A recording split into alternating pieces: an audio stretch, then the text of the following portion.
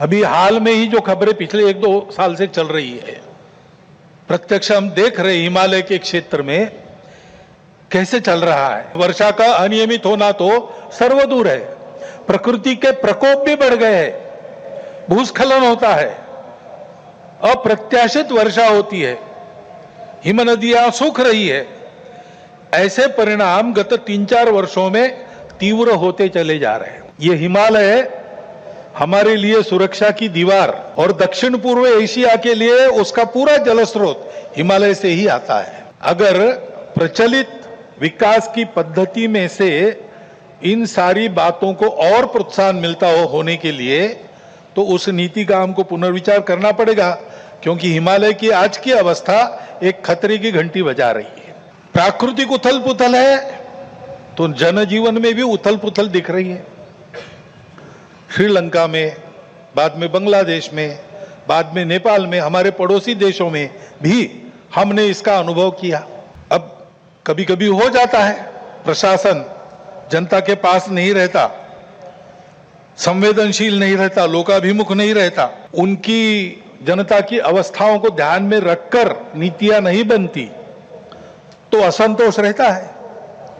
परंतु उस असंतोष को इस प्रकार व्यक्त होना ये किसी के लाभ की बात नहीं है।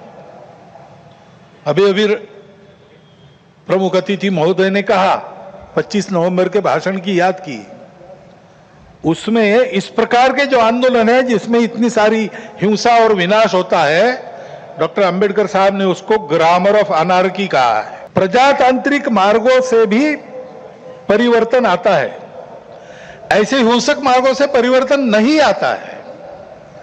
एक उथल पुथल हो जाती है लेकिन स्थिति यथावत रहती है। पूरे दुनिया का अभी तक का इतिहास देख लीजिए, जब से ये उथल पुथल वाली तथाकथित रिवॉल्यूशंस, क्रांतियां आई, किसी क्रांति ने अपने उद्दिष्ट को प्राप्त नहीं किया। राजा के खिलाफ फ्रांस की राज्य क्रांति हुई, उसका परिणाम क्या हुआ? नेपोलियन बादशाह बन गया, वही राजतंत्र कायम रहा।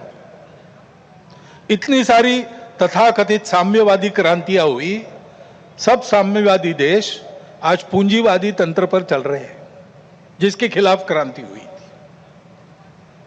ऐसे हिंसक परिवर्तनों से उद्देश्य नहीं प्राप्त होता है, उल्टा इस अराजकता की स्थिति में देश के बाहर की स्वार्थी ताकतों को अपने खेल खेलने का मौका मिलता है।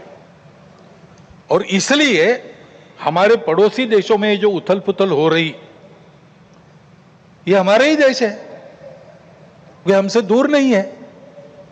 कुछ वर्ष पूर्व भारत ही थे, हमारे अपने हैं। उनमें इस प्रकार की अस्थिरता उत्पन्न होना, ये हमारे लिए, हम केवल उनके पड़ोसी है इसलिए नहीं, वो सब हमारे अपने देश है, इसलिए चिंता का विषय है। हितरक्षण से भी ज्यादा ये जो हमारा आत्मीयता का संबंध है, अपनेपन का संबंध है, उसके चलते ये चिंता होती है।